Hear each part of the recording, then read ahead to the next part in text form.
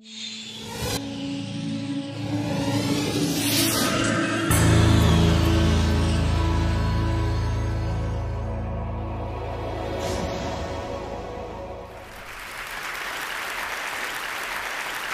thing with school lunch is it's a social justice issue. I'm the Director of Nutrition Services for Berkeley Unified School District. I have 90 employees in 17 locations, 9,600 kids. I'm doing 7,100 meals a day.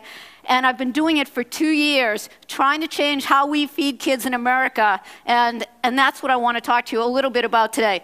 These are some of my kids with a salad bar. I put salad bars in all of our schools. When I got there, everyone says it couldn't be done. Little kids couldn't eat off the salad bar. Big kids would spit in it.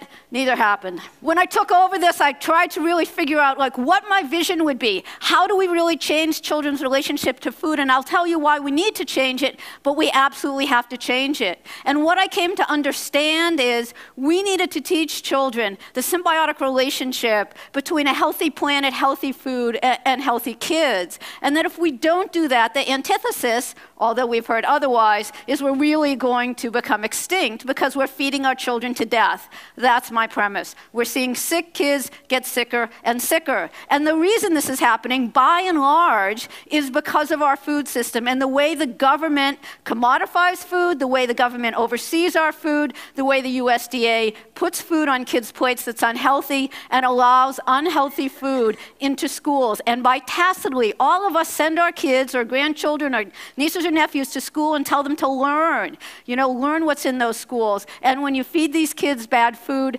that's what they're learning. So that's really what this is all about. The way we got here is because of big agribusiness. We now live in a country where most of us don't decide, by and large, what we eat. We see big businesses, Monsanto and DuPont, who brought out Agent Orange and stain-resistant carpet. They control 90% of the commercially produced seeds in our country. These are 10 companies control much of what's in our grocery stores, much of what people eat, and that's really, really a problem. So when I started thinking about these issues and how I was going to change what kids ate, I really started focusing on what we would teach them. And the very first thing was about regional food, trying to eat food from within our region. And clearly, with what's going on with fossil fuel usage, or as the fossil fuel is going away, as oil hits its peak oil, we really have to start thinking about whether or not we should or could be moving food 1,500 miles before we eat it.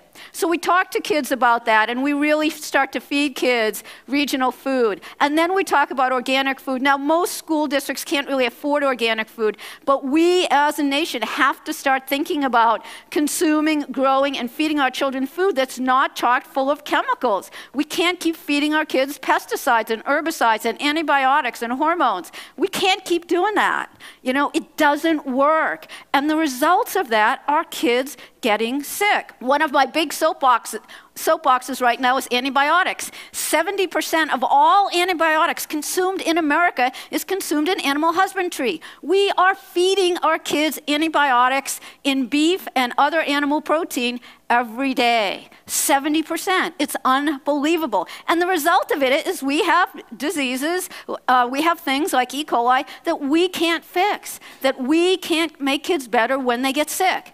And, certainly antibiotics have been prescribed, but it's an issue in the food supply. One of my favorite facts is that U.S. agriculture uses 1.2 billion pounds of pesticides every year. That means every one of us and our children consumes what would equal a 5-pound bag, those bags you have at home, if I had one here, and ripped it open. And that pile I would have on the floor is what we consume and feed our children every year because of what goes into our food supply, because of the way we consume produce in America. The USDA allows these antibiotics, these hormones, and these pesticides in our food supply, and the USDA paid for this ad in Time magazine. Okay, we could talk about Rachel Carson and DDT, but we know it wasn't good for you and me. And that is what the USDA allows in our food supply. And that has to change, The USDA cannot be seen as the be-all and end-all of what we feed our kids and what's allowed. We cannot believe that they have our best interests at heart. The antithesis of this whole thing is sustainable food. That's what I really try and get people to understand. I really try and teach it to kids. I think it's the most important. It's consuming food in a way in which we'll still have a planet, in which kids will grow up to be healthy, and which really tries to mitigate all the negative impacts we're seeing. It really is just a new idea. I mean, people toss around sustainability, but we have to figure out what sustainable is. In less than 200 years, just in a few generations, we've gone from being 100%, 95% farmers to less than 2% of farmers. We now live in a country that has more prisoners than farmers. 2.1 million prisoners, 1.9 million farmers, and we spend $35,000 on average a year keeping a prisoner in prison, and school districts spend $500 a year feeding a child. It's no wonder, we have criminals. And what's happening is we're getting sick. We're getting sick, and our kids are getting sick. It is about what we feed them. What goes in is what we are. We really are what we eat. And if we continue down this path, if we continue to feed kids bad food, if we continue not to teach them what good food is, what's going to happen? What is going to happen? What's going to happen to our whole medical system? What's going to happen is we're going to have kids that have a life less long than our own.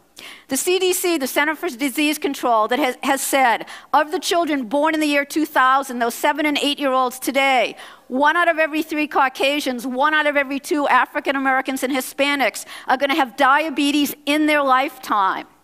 And if that's not enough, they've gone on to say most before they graduate high school. This means that 40 or 45% of all school-aged children could be insulin dependent within a decade. Within a decade. What's going to happen? Well, the CDC has gone further to say that those children born in the year 2000 could be the first generation in our country's history to die at a younger age than their parents, and it's because of what we feed them. Because 8-year-olds don't get to decide, and if they do, you should be in therapy.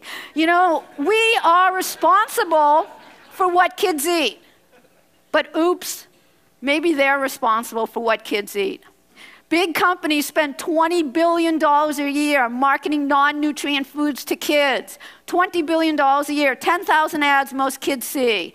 They spend $500 for every $1. $500 marketing foods that kids shouldn't eat for every $1 marketing healthy, nutritious food. The result of which is kids think they're going to die if they don't have chicken nuggets. That everybody thinks they should be eating more and more and more. This is the USDA portion size, that little tiny thing, and the one over there that's bigger than my head is what McDonald's and Burger King and those big companies think we should eat. And why can they serve that much? Why can we have 29-cent big gulps and 99-cent double burgers? It's because of the way the government commodifies food and that cheap corn and cheap soy that are pushed into our food supply that makes these non-nutrient foods really, really cheap. Which is why I say it's a social justice issue. Now, I said I'm doing this in Berkeley, and you might think, oh, Berkeley, of course you can do it in Berkeley. Well, this is the food I found 24 months ago.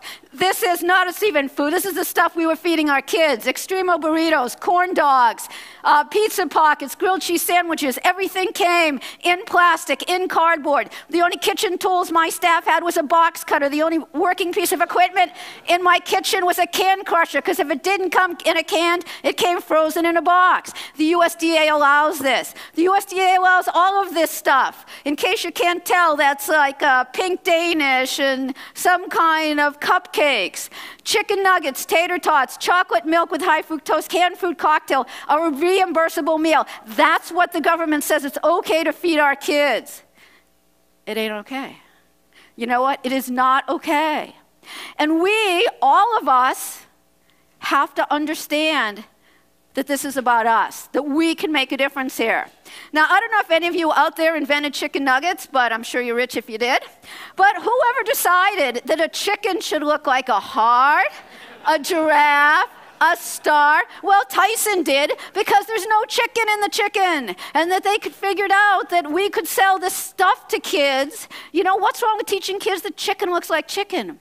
But this is what most schools serve. In fact, this may be what a lot of parents serve, as opposed to this is what we try and serve. We really need to change this whole paradigm with kids and food. We really have to teach children that chicken is not a giraffe, that vegetables are actually colorful, that they have flavor, that carrots grow in the ground, that strawberries grow in the ground. There's not a strawberry tree or a carrot bush. We have to change the way we teach kids about these things. There's a lot of stuff we can do. There's a lot of schools doing farm-to-school programs. There's a lot of schools actually getting fresh food into schools. Now, in Berkeley, we've gone totally fresh. We have no high fructose corn syrup, no trans fats, no processed foods. We're cooking from scratch every day. We have 25% of our... Thank you. 25% of our stuff is organic and local. We cook. Those are my hands. I get up at 4 a.m. every day and go cook the food for the kids because this is what we need to do. We can't keep serving kids processed crap full of chemicals and expect these are going to be healthy citizens. You're not going to get the next generation or the generation after to be able to think like this if they're not nourished. If they're eating chemicals all the time, they're not going to be able to think. They're not going to be smart. You know what? They're just going to be sick. Now, one of the things that what happened when I went to Berkeley is I realized that, this was all pretty amazing to people, very, very different, and I needed to market it.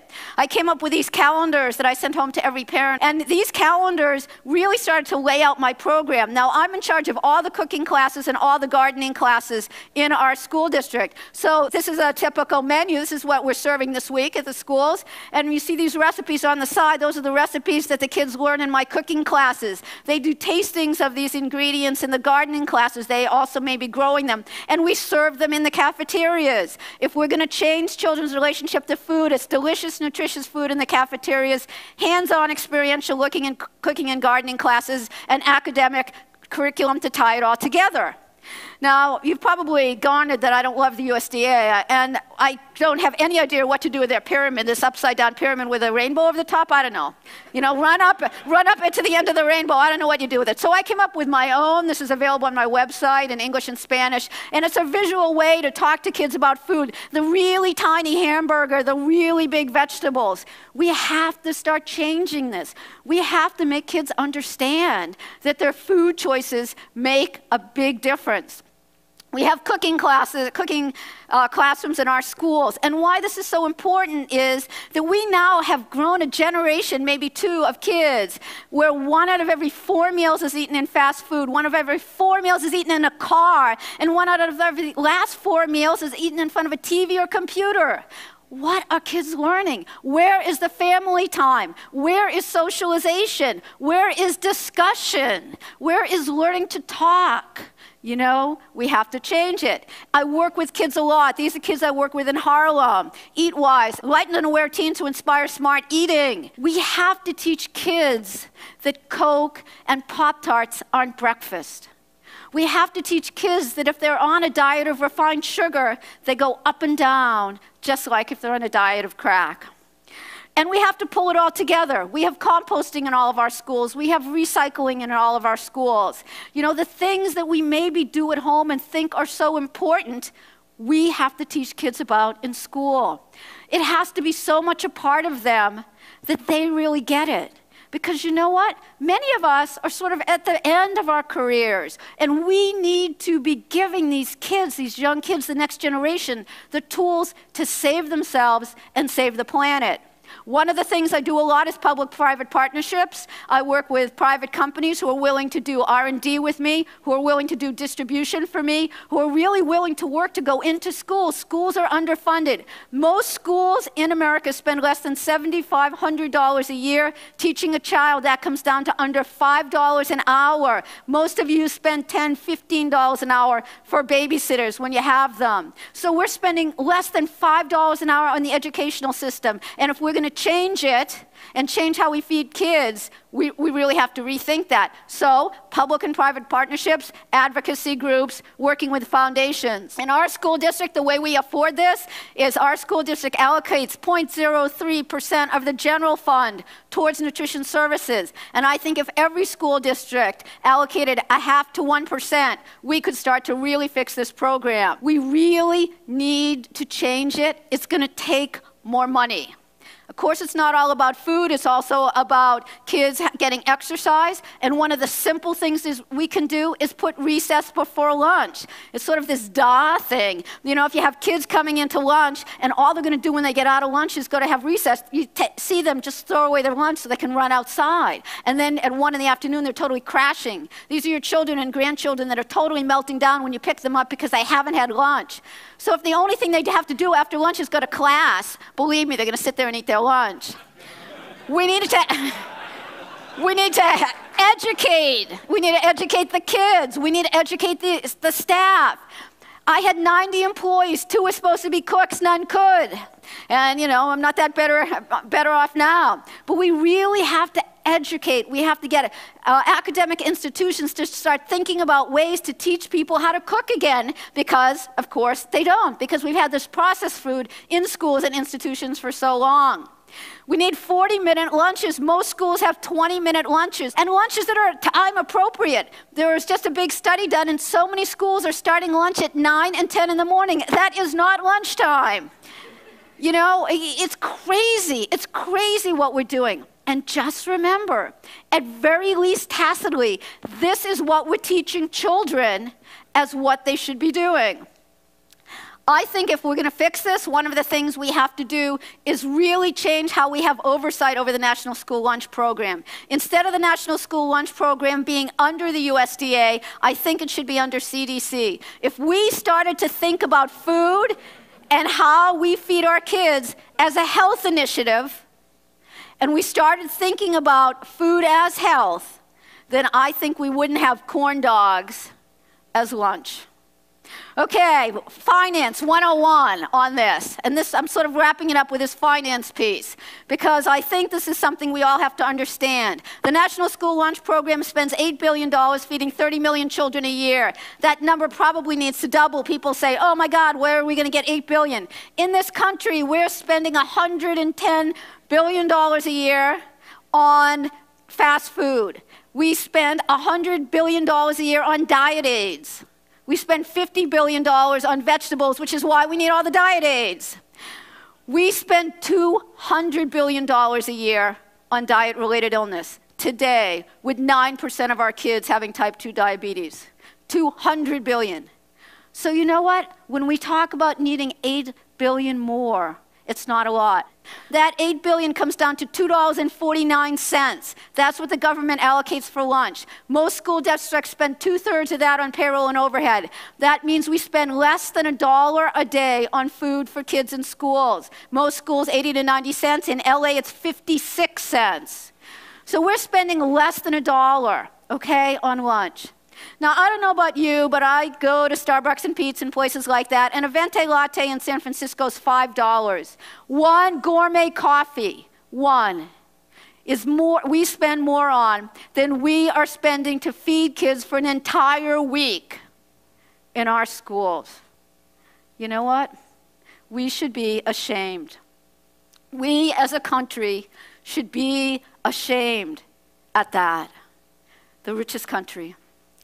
In our country, it's the kids that need it the most who get this really, really lousy food. It's the kids who have parents and grandparents and uncles and aunts that can't even afford to pay for school lunch that gets this food. And those are the same kids who are going to be getting sick. Those are the same kids who we should be taking care of. We can all make a difference, that every single one of us, whether we have children, whether we care about children, whether we have nieces or nephews or anything, that we can make a difference. Whether you sit down and eat a meal with your kids, whether you take your kids or grandchildren or nieces and nephews shopping to a farmer's market, just do tastings with them. Sit down and care. And on the macro level, We're in what seems to be a 19-month presidential campaign. And of all the things we're asking all of these potential leaders, what about asking for the health of our children? Thank you.